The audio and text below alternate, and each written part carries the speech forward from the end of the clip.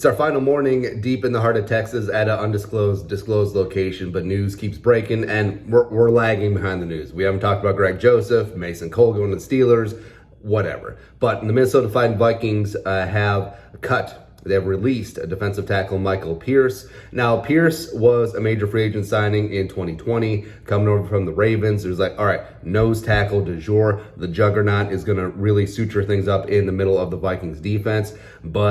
So he opted out of the 2020 season due to COVID, and then he only played 8 games in 2021 due to an elbow triceps injury. And Pierce, when he was on the field, he was solid. He was getting after the quarterback, recording a bunch of pressures. He had 3 sacks, as well as 20 tackles in those 8 games. But also, it was such an anomaly that you would think that you have Michael Pierce, you have Diesel Dalvin Tomlinson, you have Eric Kendricks, you have Danielle Hunter for some of the season, and they were so ass against the run. Like, they were bad at the beginning of the season against the run. So that comes down to scheme, that comes down to et cetera, but either way, it didn't work out. And Harrison Phillips is coming in from Buffalo. He's younger, he is cheaper, and it just sort of is what it is. And Michael Pierce is going to be turning 30 years old, and the move saves the Vikings $6.235 million in cap space. And I wanted it to work out. I really did like Michael Pierce, but you know, the cliche that the best ability is availability is certainly ringing true.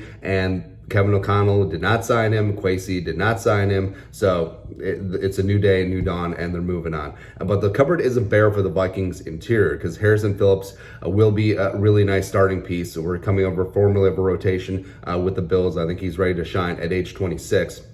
Also, you have Diesel Dalvin Tomlinson, who I think played extremely well last season. And they're not going to move him. Like, they're not going to cut him because that'd actually incur more dead cap versus cap savings if they actually moved on from him. Maybe they'll trade him. Who really knows? But I think that it'll be Phillips, it'll be Tomlinson, and the Vikings are moving towards an odd front. There will be some elements of an even front in there too. So 3-4, 4-3. O'Connell and Donatel have talked about being a multiple front. So you have Phillips, you have Tomlinson, you have Jumpin' James Lynch, played great on the inside last season. Also, you can use him at 5-tech on defensive end. You have Armand for Watts, who I thought played phenomenal when in replacement for Michael Pierce later on in the season. You have Jordan Scott, you have T.Y. McGill, you have Jalen Twyman coming in. So there's a lot to like and a lot to work with for Chris Rump and that defensive line. But for Michael Pierce, it's been real, it's been fun, it has been real fun.